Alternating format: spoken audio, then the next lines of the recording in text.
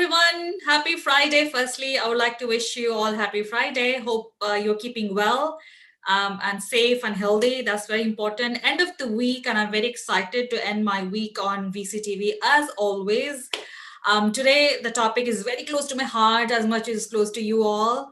It's about blockchain and crypto application in capital markets. This is just need of the hour with a lot of announcements, a lot of things that happened in last few days with Bitcoin, spiking up, and a lot of fintech players coming into embracing crypto. So we have to discuss. This panel is very apt for to discuss such topics today. So yeah, I have speakers who have been on VCTV before. I have some new speakers as well, so I'm very excited. So before I deep dive into our discussions, I would like to introduce. I'd like to talk a little bit about VCTV for those who may not know. So VCTV stands for Venture Capital TV. As you can see, it's from La Token. So La Token is a cryptocurrency exchange. So La Token used to hold blockchain economic forum, which were the road shows where we used to travel all around the world to connect people, investors, and startups, right? That was the whole goal.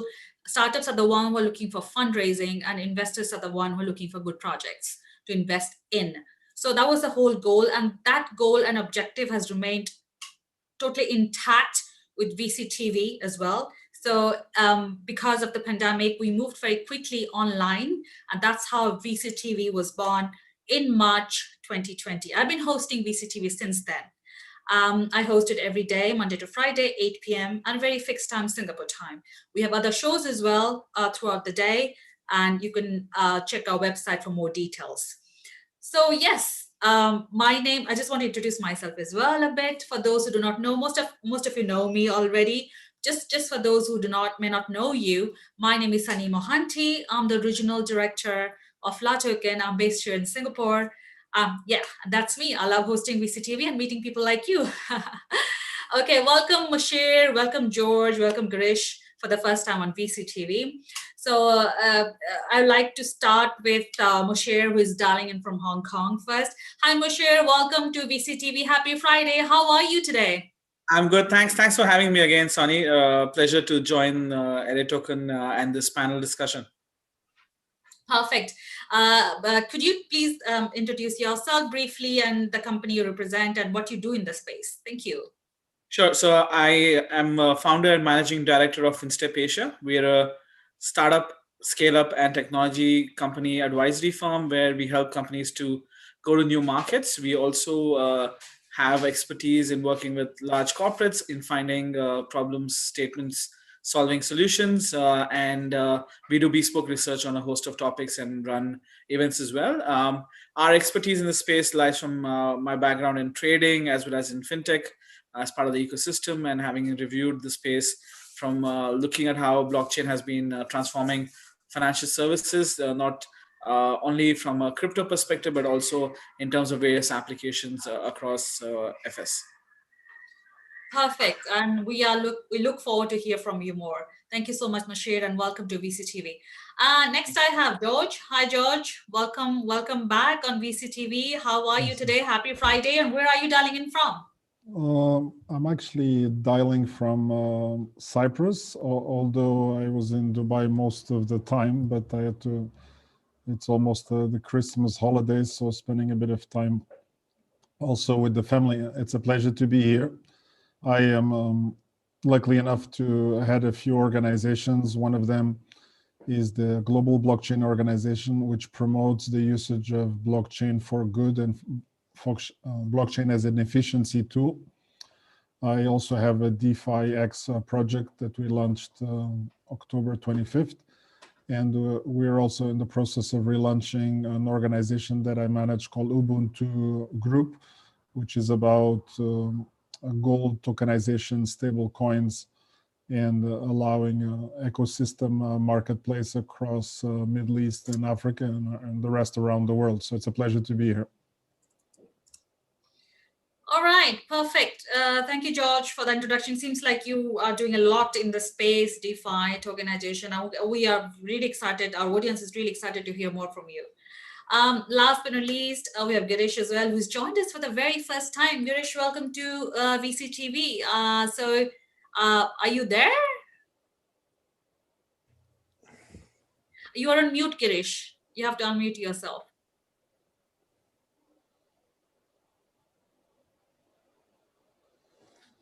Yes. Okay.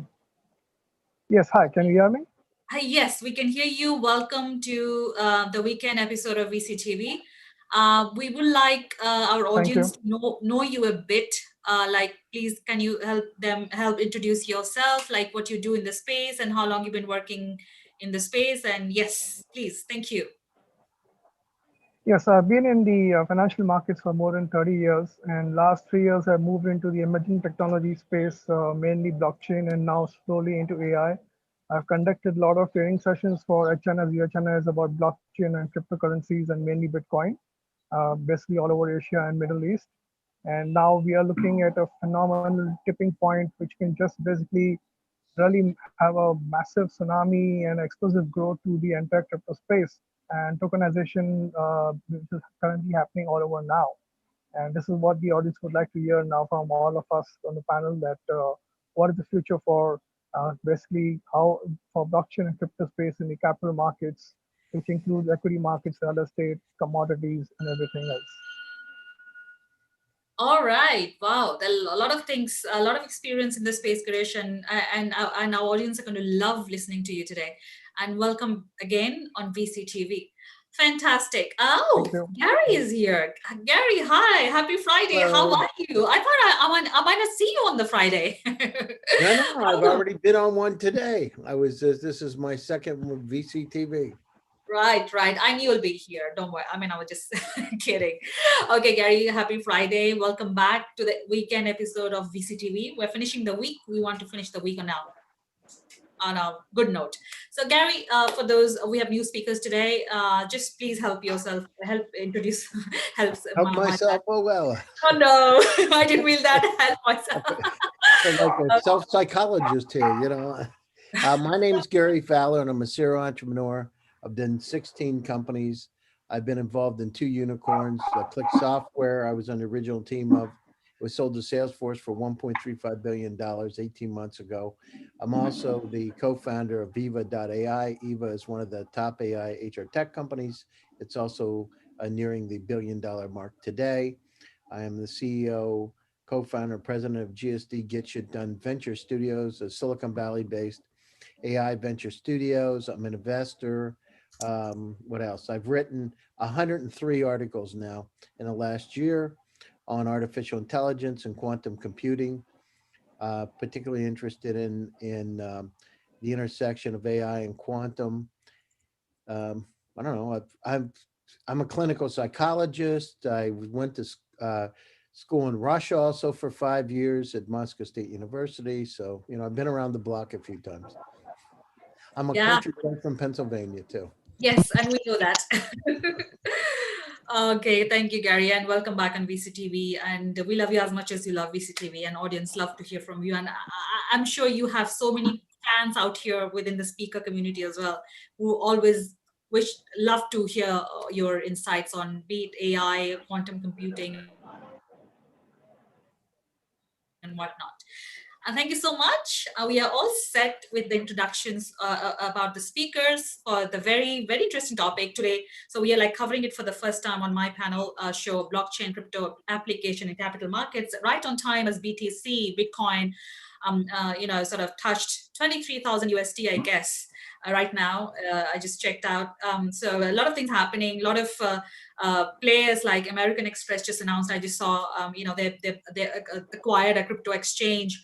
Coinbase is one of the American crypto exchanges. They're going public with an IPO. So lots of things happening in the space. We'd like to know your insights. Let's start with the opening remarks for the topic itself. So Masher, I'm going to start with you because you are deep into fintech. I know I read your updates. So you live in Hong Kong. Of course, I know about that as well. So let's start with you with the opening remarks for the topic.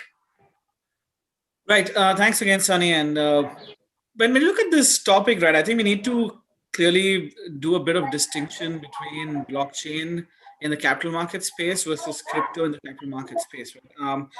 Albeit that a lot of the financial institutions have jumped in last week or announced what they're doing over the last week or 2 weeks is going to be about offering digital assets through their services.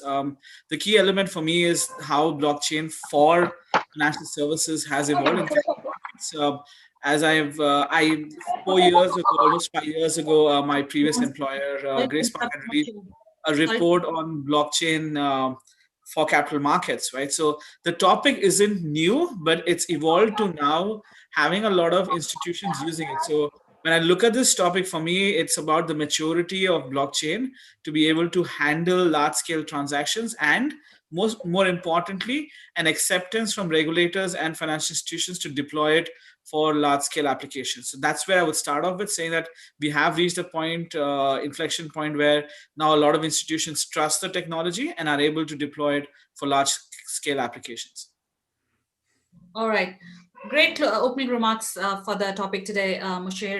Thanks for differentiating. Sorry about that little noise that appeared in the middle. It got me distracted a bit. Thank you so much. Right. Next I have George. George, what's your opening remarks about the topic like blockchain, crypto application into capital markets? How do you see that coming? I mean, we've seen a lot of things happening.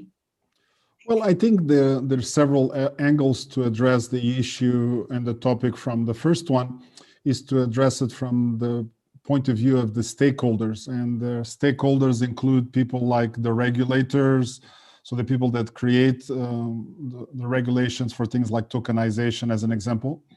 We have to look at from the point of view of the investors, which, for example, it gives them lower entry points or fractional entry points, or more liquidity or the capability to trade faster. We have to look at it from the perspective of, for example, the fund managers, which are the people that are quite important, especially from the institutional perspective, because there's a big movement towards institutional investors and fund managers into this space, where before they stayed a little bit on the outside. And there is also the people that are actually creating the tokens or issuing them for different purposes. Some are issuing tokens to generate stable coins. Some are generating tokens to create venture capital, or to create even funds in some cases, or to simply initiate their startup projects. In all these cases, I do believe that blockchain as a technology is primarily a big digitalization factor. It's a big accelerator factor, and it's a big trust factor. So when we combine these three elements together, then I guess we can address each one in a little bit more detail. And that's where, for example, exchanges like LA Token and others start to play an important role, because they are the intermediators that, for a very small commission, enable all these parties to come together and make magic happen in this business. Yes, absolutely. Magic. That's the word. That's the word I would say, because I've been in the industry for quite some time already, and the way things have just turned out in 2020 over the years has actually surprised me in a good way. Magical moment, I would say. Thank you so much, George. Next, Girish, are you there? Yes, I'm very much here. Okay, Yeah, fantastic, I'm here. Girish. Yeah, so we will like to know your insights about the topic as an opening remark. What do you have to say about this topic? Well, I've been extremely bullish on blockchains in the last 3.5 years, and looking at how open banking, DeFi, and fintech has basically clearly shown advantages to the entire banking and financial services industry. The blockchain is going to change the entire landscape for the corporates, for the governments, for investors, for regulators, for everybody in the ecosystem, in terms of operational efficiencies, in terms of being swift, being very fast, in terms of having no mistakes. There's no need for reconciliations. It's just a phenomenal technology which is just coming into being now.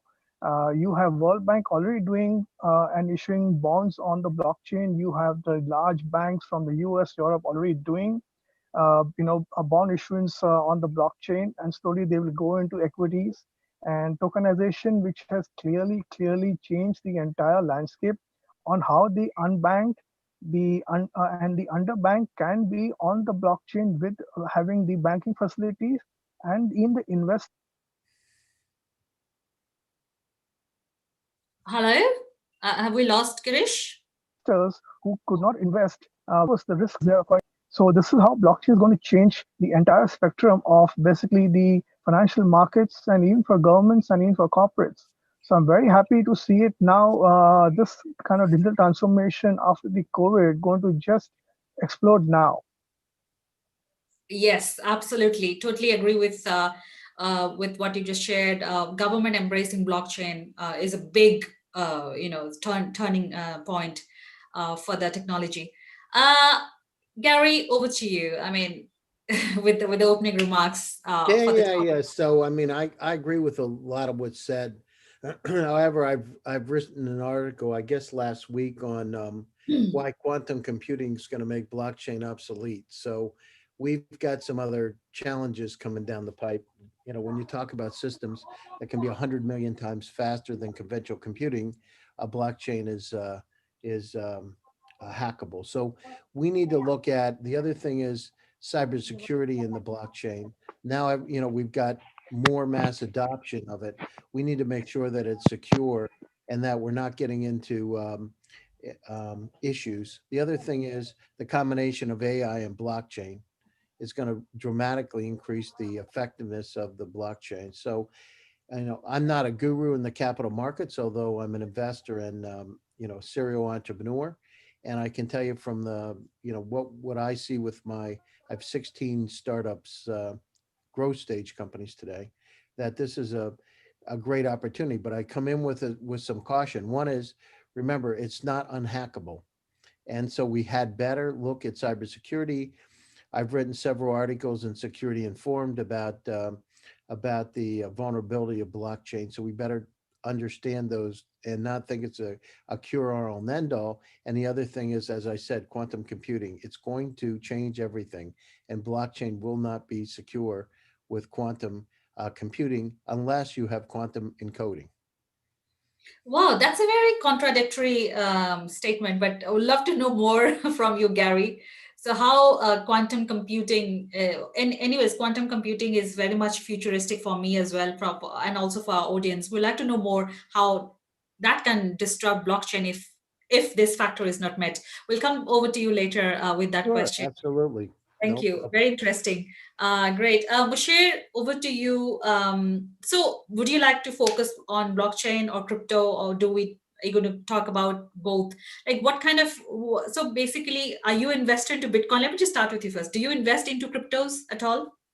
It's strangely enough, I have invested very little in cryptocurrencies as such. I'm an ex-trader, so I have a tendency to want to only trade things, to invest in things that I can actually trade and look at it. So that's just a personal point. And I want to focus on the blockchain side of things. I mean, the topic for me is more about why institutions are getting into it. There's been enough and more focus about crypto, the pricing of BTC reaching 23,000. And one of the main reason, it surprised me that it didn't hit 20,000 before, after all the news came in. I mean, there were a bunch of other reasons why it was waiting to cross 20,000, but reason for the push is largely going to be around because of the use, right? Now, BTC, I mean, Bitcoin as such happens to be the oldest and is the flag bearer, flagship as it is, and it's unique. But what we need to be focused upon is, like Gary was mentioning, is the technology. And that's what's going to make the difference, whether it's going to be blockchain, whether it's going to be DLT, and how we progress. Because one of the key elements that is happening in the blockchain space is we are going into two paths, right? One is the DeFi path, right? So a lot of focus on the DeFi, which probably goes back to the core of what Bitcoin was designed for, right? Decentralized finance, that's what they wanted. While if you look at everything else, is going towards centralized networks, right? So decentralized protocols, but managed by centralized. So your central bank digital currencies, use of blockchain by financial institutions, everything regulated, having custody and service by financial institutions, just shows you that we're going to be in these two two paths, but regulations is an important element of why this has grown. Yeah. Bringing in regulations brought in more serious players, brought in more money into it, because a lot of the large institutions not just come in with a scale, but they also come in with resources which their clients will also show an interest, and hence they start building for on the buying side of the investment side of crypto, right? The digital asset space. On the other side, the technology itself, because of the upgrades that have come in, the ICO boom was actually was not as good as the ICO crash was for blockchain. And I'll just explain why.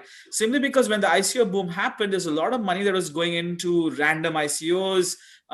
Quite a few projects of those failed, but it just meant there's a lot of money coming in, and people started researching the topic. You had a lot of the others from IBM to Google to Microsoft starting to put more money in understanding how best to use blockchain, and that has led to the progress now of being able to have scalable blockchains, and for governments and regulators, all of them looking at blockchain, from trade finance to currencies to investment platforms to everything else. And potentially also when we're talking about vaccines, that's a different whole story, but that economy related to healthcare also could be on the blockchain, right? So that I think is an important element, and that'll be my focus, that I think we should be looking to push more, is how strong can this technology be? How will that evolve? Are we going to go down this path where we'll have a clear distinction between the DeFi economy, which is going to be peer-to-peer in some senses, or are we going to go towards centralized, centrally managed blockchains or networks like CBDCs and others, institutional networks that we are looking at? Yeah, great. I just want to add one thing. I think regulations is very important, but the blockchain technology itself is decentralized. I mean, there is no, I mean, that's two different things. You still can regulate a decentralized technology. Why not? Well, so that's just wanted to add. But regulations are very important to bring in the trust in the mass. And second, to your ICO point, all this, DBS, they're launching their crypto exchange. You must have heard the news. They're also probably into STOs, which is security token offering. Yep. So these are also tokens, which are securities instead of utilities. So that's a game changer in itself, I would say. Yes and no. In some senses, the model is not new, right? And you have to pay attention to the regulations here. It's only for professional investors, right? And STOs in most of the large always been for accredited investors. STOs and even so the digital asset ecosystem that DBS is going to offer is likely to be only for professional investors, not for the retail investors as yet. Maybe PayPal will go down that path because they're allowing that, or Amex's acquisition could be something that they may look at. But from the bank's perspective, I think they will first start off with providing services for professional qualified AIs, whatever you want to call it, in different jurisdictions. But I think they'll start off with that, and then they will move on to, if the regulators allow it, for retail. STOs definitely will be, you may see a lot more people trying to use tokenization and using these platforms. So some of the bigger names could come and try to fractionize and release their tokens in that prospect.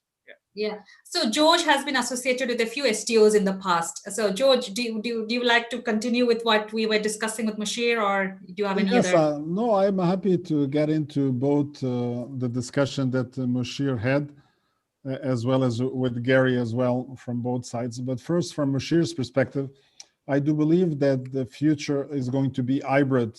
I think there is both a role to play by centralized institutions with a lot of regulation, and decentralized or completely decentralized like DeFi. One thing is for sure, decentralized moves faster. And that's why an organization like Uniswap was able to do in 3 months what it took 3 years for Binance to do. So that really means money moves faster, moves where it sees opportunity for growth. Now, the world cannot be 100% DeFi, and there's many reasons for that, because at the end of the day, if you have everything that is 100% digital, you need to make related with something that is real and physical. Now, whether you're tokenizing shares of a company, whether you're tokenizing gold or real estate, that really gives DeFi or tokens a much completely different value. So that means people are able to create asset-backed tokens, or stable coins. I mean, stable is, of course, in some cases, a variation of these.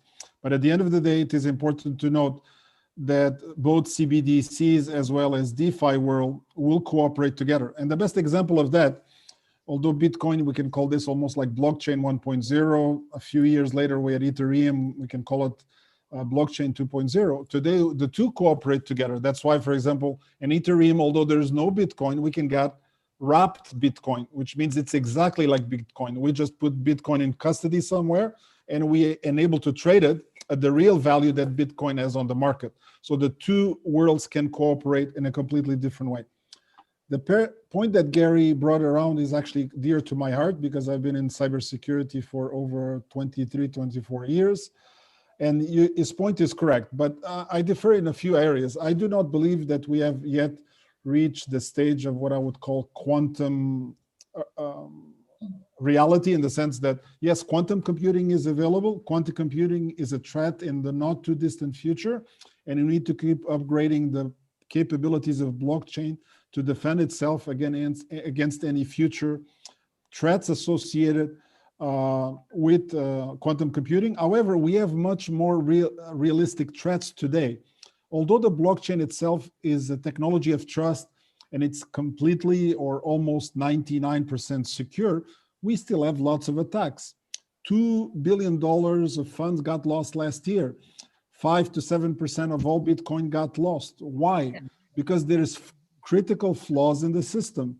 And the flaws are not necessarily in the blockchain itself, is that the blockchain needs to coexist in a complete system.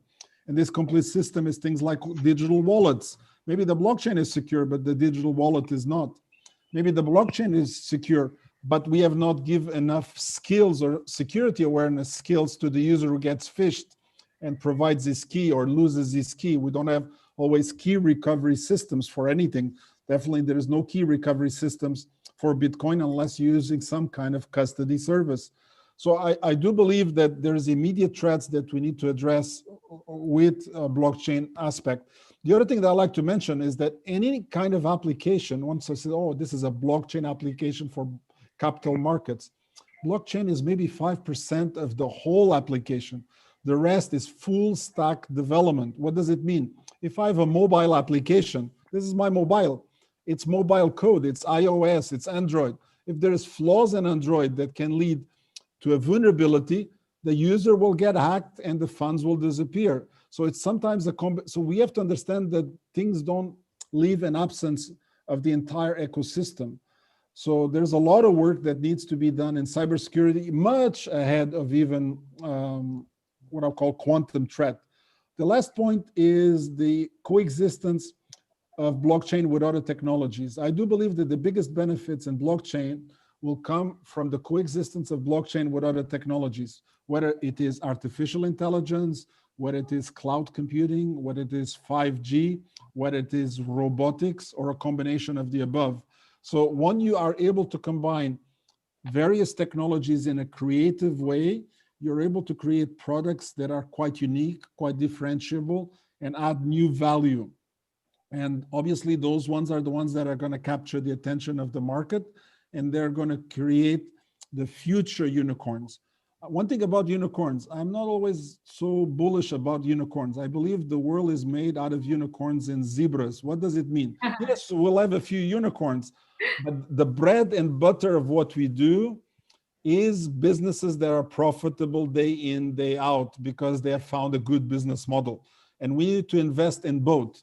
And I think the rule is probably 80-20, or maybe even less, but you can say that 5 or 20% are going to be unicorns, but the 80% are going to be zebras. And if we focus on these, I think we are taking the right step as we move forward. Great points, George, over there, the zebras and the unicorns. And I think I totally agree about the coexistence of all the technologies. Very rightly said. Girish, would you like to share your insights about the topic in continuation to Mushir and George? Yes, definitely. Let me say regarding what Gary said, quantum computing definitely can hack into a blockchain. At the same time, quantum computing can be helped for defending it. So it's not necessary that you look at only the evil part of quantum computing. Coming to DeFi, like I said earlier, is going to help tremendously smaller investors, the unbanked and the underbanked. At the same time, we do require to be regulated. Today, DeFi is more than a $14 billion industry, and it's clearly shown that risk appetite is there for it. Now, it's up to each investor how they look into their risk appetite and basically jump into the DeFi sector, or the, however they want to invest. Tokenization is very clearly benefiting everybody to buying commercial real estate which is worth $100 million, where you can just invest a fraction and get the benefits every month, every quarter, depending on how the scheme is, or buying a Picasso, or buying a fleet of supercars and getting the yield for it, the interest earned on the rentals. So it is beneficial. Definitely regulation is a very, very important play in it. So we have to see now how the regulators globally, basically are working on it. Third part, coming to cybersecurity, I do agree with George that it is a very big concern for investors to lose a lot of their money invested in cryptocurrencies. But today the problem is with the wallets and the exchanges. It's not with the main blockchain where you can hack into it. There are many ways people who are keeping their cryptos and Bitcoin in their mobile wallets, or they are kept it in some other virtual place, and they have, for the hackers have found a way to basically hack into your mobile wallet and basically and just take away your bitcoins. So that has to be addressed. Even the crypto exchanges, there have been many instances, hacks have been going on, that has to be addressed. Now that is very normal today, of hacking going on in with large corporations and in governments. So that will have to be continued. Now, the only way which can all this be stopped because of blockchain. It's fully immutable. How you can do everything on the blockchain? Today, the regulation part is very critical.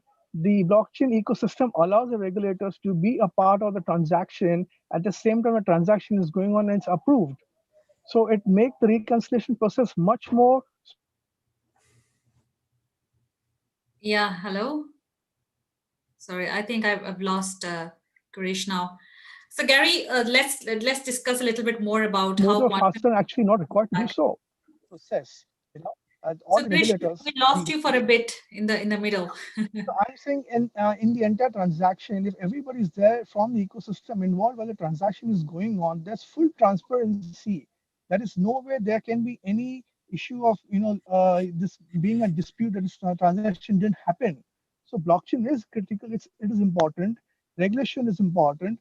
There are two types of blockchain: permission and non-permission. You decide whether you want it a full public or a private blockchain, or basically or sort of a hybrid blockchain.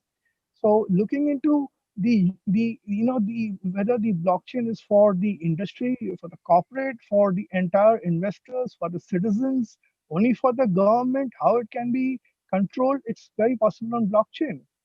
Blockchain is such a thing that I can basically restrict one bank to not see the other bank's data of that same transaction, certain data.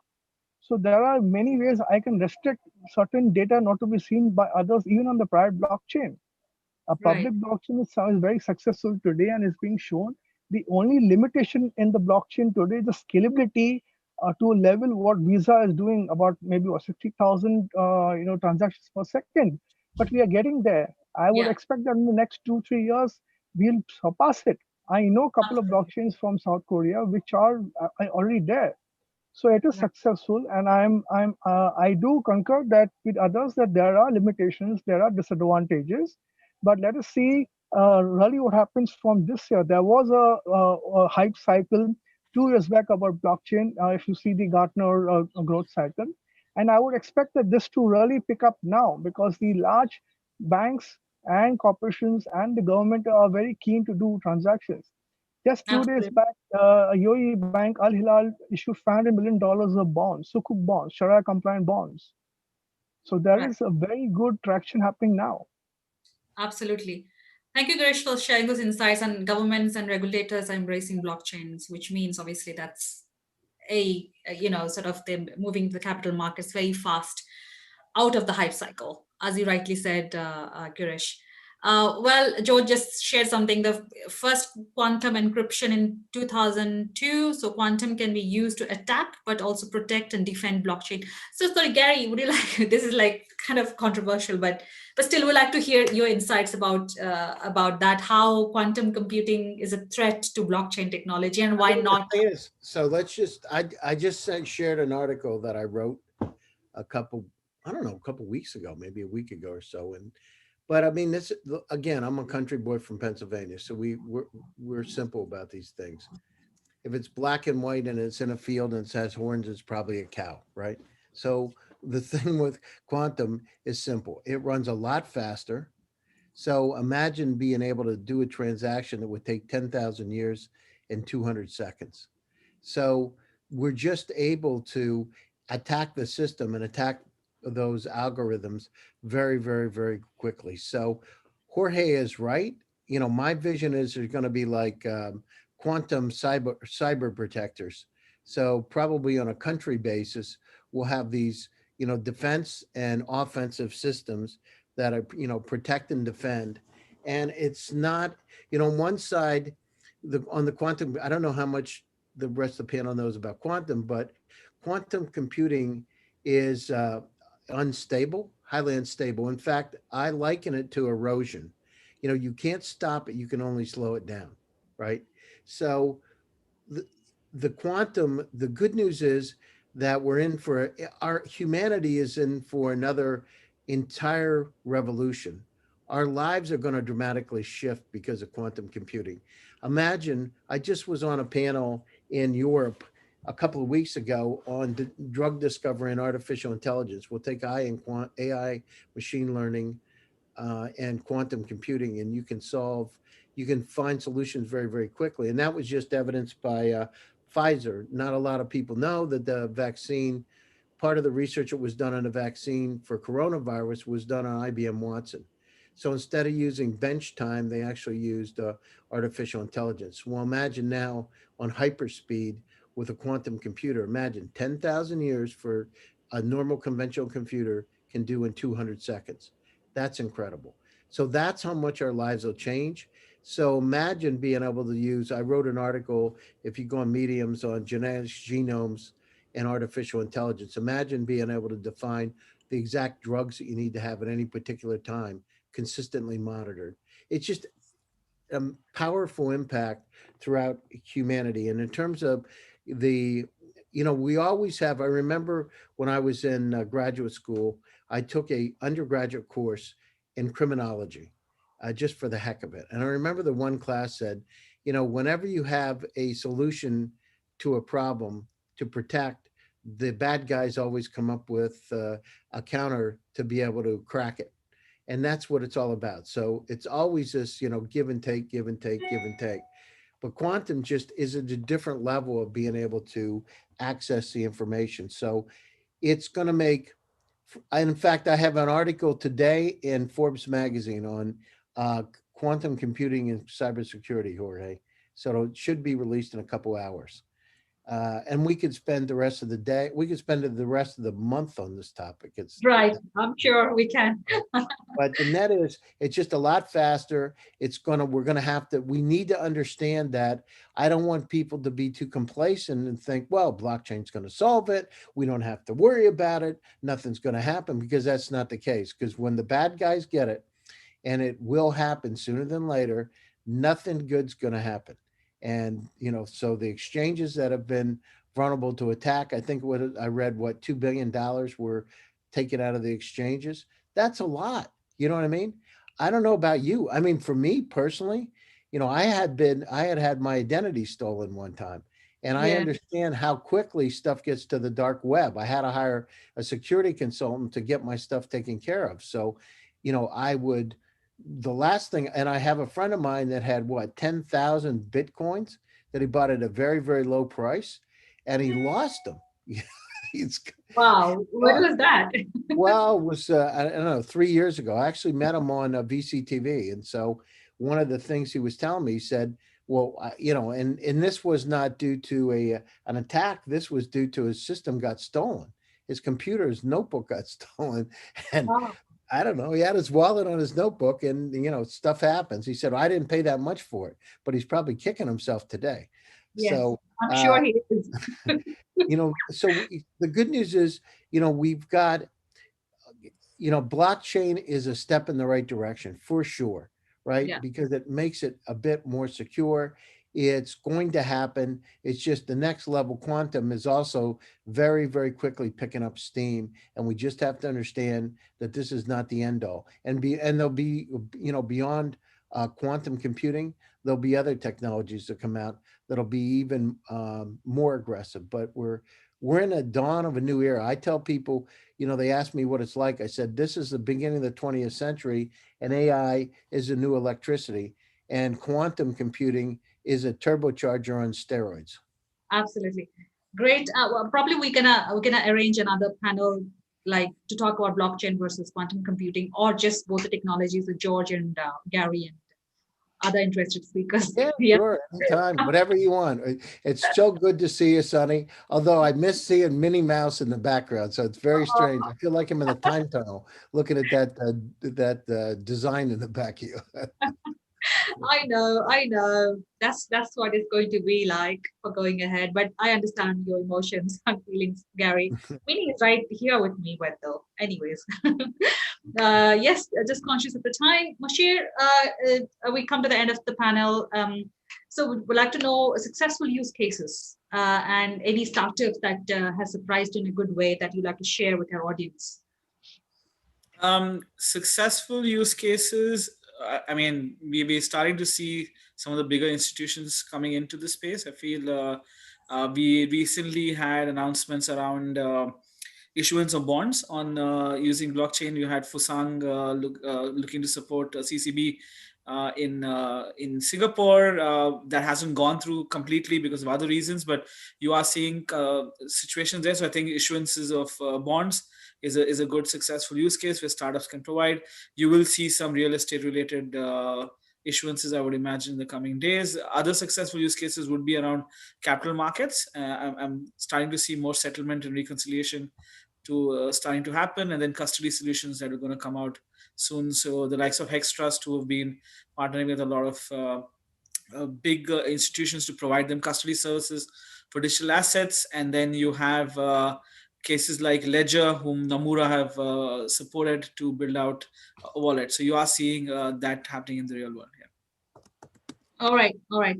Thank you so much for sharing that. George, over to you. Well, I see four primary use cases that I think are quite important and can bring a lot of benefit. I'm sure there's many more, but certainly the ones that I've been exposed to and I've assisted in the past. The first one is real estate tokenization, where you take real estate, you tokenize it, and you give accessibility with fractional ownership. And you get both the value associated with the upsell of the real estate as well as the operational side of the real estate. The second one is definitely gold tokenization. And when I say gold, it could be diamonds or any other asset. But the idea is that asset-backed tokens enable you to create stable tokens, or that then you can not be affected by the printing of other money like it is existing now against the US dollar. So it allows you to create a token that is stable, and then you can convert it at the last minute when you need to use. The third area that I think a big impact is in the area of payment systems. And all this inclusion of the banked for an unbanked, implementing payment systems that are accessible to the people that do not have today a bank account will allow them to participate in this new economy in an inclusive way, even if it's for small amounts. And the fourth one, I believe it's still early, but I think the promise is there, is definitely DeFi. I think DeFi is still young. We're still in the baby steps of DeFi. But I think DeFi, as it evolves, it is able to do things much faster. It is able to do things much cheaper. And I think that is a game changer overall. But it needs to be married with the traditional world. DeFi, just for DeFi's sake, is not going to be enough to be successful. So DeFi will have to be tied with real assets, or DeFi will have to cooperate with CeFi to actually see its full exposure and its full growth in the future. Absolutely. DeFi and CeFi. Absolutely. Thank you, George. Next, I have Girish. Yes. Over Yeah, to you. yeah. Like I said earlier, World Bank has already issued bonds. Uh, you have large global banks like JP Morgan, Goldman Sachs, Santander already using blockchain for bonds and other capital markets, and of course the local banking services. And Visa has started up with a company called Circle, where they are using their basically stable coins to use it for the global payments of Visa and other transactions. The global payments industry is worth about more than $120 trillion. Visa is being part of them with the credit cards and other payment services. Ripple is very, very active. As you know, they have more than 200 institutions and banks who are actively sending money to the banks, to bank in a massive, massive manner. So these are all very live cases, and currently a lot of startups who are in the startup stage, or who are basically in the emerging or Series A stage, who have developed proof of concepts which have been approved. They have approved by sandboxes, by the central governments, by the local governments. So there are a lot of active cases currently on there, and they're all going to go live and implemented now everywhere. It's just a matter of time to really just be accepted by everybody at the same time. The beauty of it is that the cost of it is a bit high now, but the my operational efficiencies become so fantastic that I save tremendous amount of money on these transactions from the bank side. So the consumer benefits. So if I'm charging a consumer say 100 rupees for one transaction of say 1 lakh rupees, it comes down to practically maybe 2 rupees or 5 rupees or maybe free. So this across the entire spectrum, even in the equity markets, right from buying a share to going to the custodian, there's a cost involved today. On the blockchain, this cost comes down by maybe 70 to 80%. In the bond issuance, you have a large layer of basic regulators, compliance, custodians. This has come down drastically to nothing today. So blockchain is going to benefit everybody, and it's going to have traction. The consumer or citizen is going to be very happy to have basically as good as free or very, very nominal cost to basically be on the blockchain and basically have access to many things. Imagine owning a Picasso, or owning a Ferrari, or owning a yacht, or owning some commercial real estate in London or US, which you could not do so even if you had 1 lakh. Today that can come down to say 10,000 rupees or 5,000 rupees, and you'll be happy to earn the yield. Yeah. So it's matter of time that everybody realizes it's the matter of how you educate everybody today, and just it just move about, and it's happening today. COVID has helped the entire world to go digital as soon as possible. So Totally. it's everything is automated, and it is so automated. The smart contract is the best thing to happen on the blockchain, error free. So the smart contract plays a very, very critical role on the blockchain system. Paying of dividends on time to the right person. There'll be no mistakes. Paying of interest to all the bondholders. There'll be no mistakes. It'll be done all as you set it. It's all preset on the code. That's the beauty. That's how the entire Bitcoin is working today. Everything, the mining, the rewards, is all on the smart contract. There is no way anybody can go and change it, hack into it. That's the beauty of blockchain. It's totally immutable. It's totally transparent. You reduce your cost. What more does anybody want? Absolutely, Girish. Thank you so much for sharing those insights. And we have a lot of Thank you. advantages, benefits of the blockchain technology, rightly addressed by all the speakers.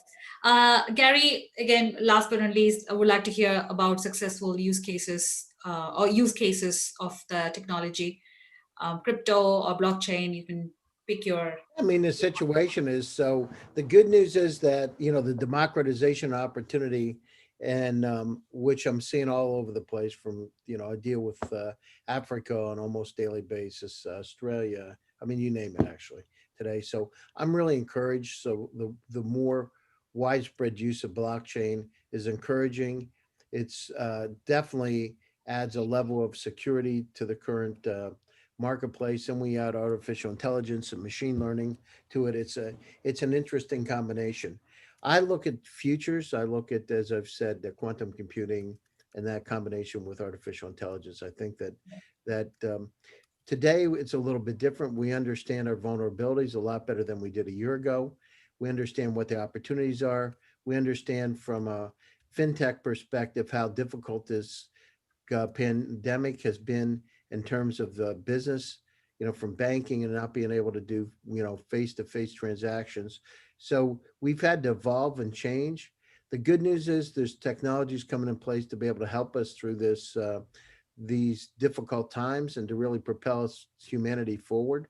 I'm excited about that. I'm excited about these emerging technologies and quantum computing in particular. So it's a great time. It's a great time for startups because this has opened up the entire world to us to be able to do things differently, whether it's cross-border transaction using blockchain and tokens to being able to, go back to basics and chat box and banking. So it's a great time. You can reach me, Gary Fowler, on LinkedIn. You can reach me on Twitter. I have a couple shows. I do GSD Presents out of Silicon Valley. I have people like Guy Kawasaki, Richard Branson's partner, just a lot of people. Top people from all over the world are there every week and be happy to have you there. I also have another group called Gary's Picks, and I picked the top AI startup in the world, sponsored by some of the top VCs, and we put it on board and we highlight them. So it's just to get the word out and to make the world a little bit better place. So thanks for having me. Thank you, sir, Gary, so much. Very interesting with all this emerging technologies, as you rightly said. Very, very interesting times as well. Mashir, we would like to hear some closing remarks from you on the topic. And then obviously, I think you were once on VCTV. I can't ask you about the best moment, but still you can, your feedback about VCTV. Right. Thanks. My closing comments on this is this month probably has been more historical for the decentralized blockchain world than before, primarily because of the activities and the flurry of activity that has happened in the financial services world. Right. So in the world we are in, with institutions coming in, and as most of the others have mentioned, in particular, what Girish is mentioning in terms of use cases, the next 2-3 years will solidify that. Blockchain has the potential to become very much like the internet, which is it's a protocol underneath all applications, and nobody really will be bothered about the technical part of it from a layman's perspective, but it'll continue to underpin everything. It's about transparency, it's about real-time interfaces, and it's about immutability. As much as I agree with Gary that quantum can be very damaging for blockchain, it is going to be a question about how many people get that access. A lot of these are controlled by governments in terms of who are given access, and also very high end. It needs a lot of resources to be able to build quantum computing. So probably 3 to 5 years away on that space, but that'll definitely be one thing to watch about how do we get quantum proof blockchains in the future. One of the things I've enjoyed about a lay token is what we're doing right now is talking to different people from similar backgrounds, but looking at different aspects of the same topic and bringing in their inputs, and a lot of learning for me. So, thank you. And did you say quantum proof blockchain? I like that. Thank you so much. Thanks, Mashir. A quantum proofing blockchain, but we'll see if we can get a quantum proof blockchain. That probably is going to be difficult. Yeah. So thank you so much, Mashir, for those closing remarks. George, over to you, please.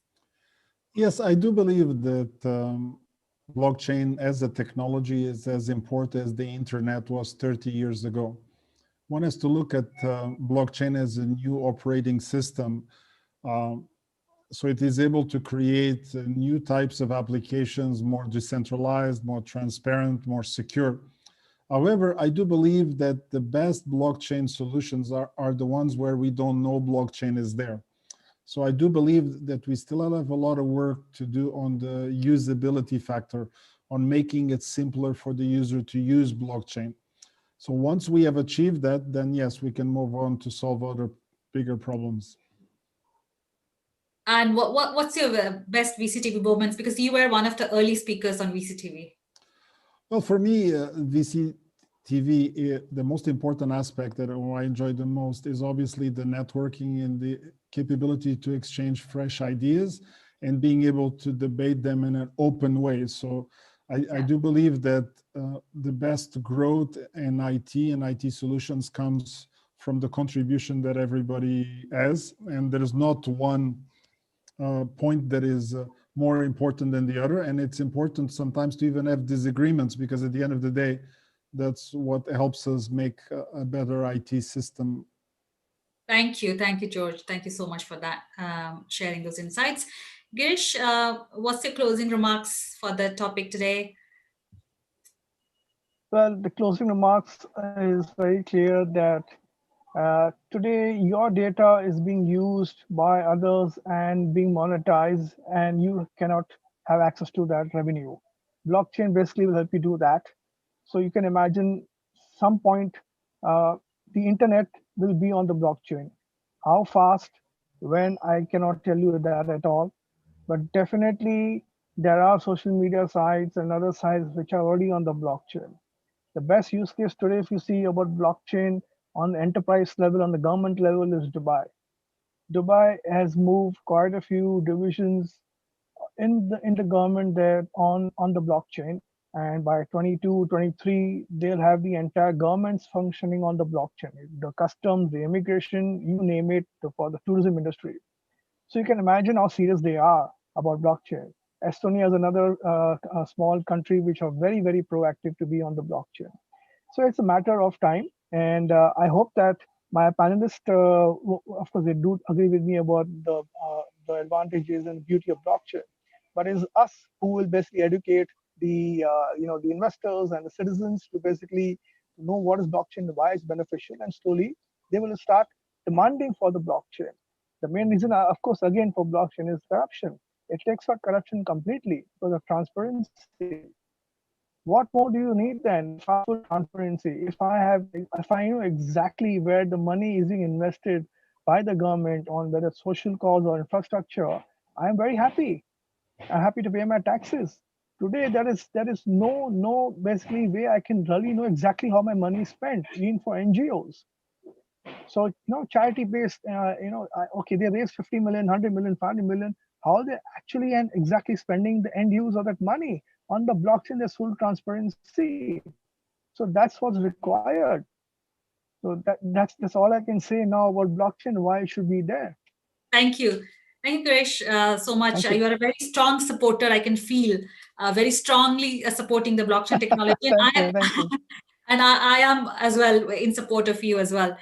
Thank you so much. I think Gary has dropped. Gary probably has lost weak connection. We've lost him. He's not in. I don't see him in the lobby. Can anybody see Gary in the lobby here? Nope, he's not. Okay. It says disconnected, yeah. Okay, great. So I think probably it's a technical glitch or the internet connections probably playing. So thank you so much for your time and sharing your insights. Really insightful, I would say. All the things that you've shared today on the panel, Moshe, George, and Girish, very, very, great insights coming from you, Girish. For the first time you are here on VCTV. I got a lot to learn from you as well. I'm sure our audience also love to hear you all today. I'm looking forward to have you on another panel, very much relevant to the areas that you focus on or work on. So thank you so much. Again, founders, entrepreneurs and startups within your community, within your network, within your portfolio, who are looking to pitch their ideas or pitch their solution or pitch their product, they can always come to VCTV to get the exposure, because we have the investor community. We have people like yourselves who are ready to support them, be it investment, be it mentoring. So there are people who are willing to help them as well. So I encourage all of you, any startups within your community who are willing to get exposure, feel free to connect them with me. Similarly, speakers, investors, influencers, entrepreneurs in the field of blockchain or crypto, or generally technology, the emerging technologies, who want to share the insights to a larger audience, they can feel free to reach out to me, and I'm happy to connect them and give them space to speak about their ideas on VCTV. So that's the point about VCTV, connecting people. staying relevant. Yeah, definitely. I mean, I'm very happy to learn about VCTV more and how to basically expand and grow the ecosystem and support startups and entrepreneurs, which Yeah. they do require. And of course, we have an excellent panel here, which are more expert than me. And being, present globally, it does help a lot to give that kind of insights to entrepreneurs, basically. So thank you so much, Krish, for adding those words. This is a networking platform. We are here to share ideas, network, and make connections besides helping each other out. So that's the whole point. So it brings me to the end of the show today. It's a weekend, it's a Friday. I wish you all a great weekend. Stay safe, stay connected. And I'll be back next week on different topics with different speakers at 8 p.m. Singapore. Stay tuned, audience, and have a great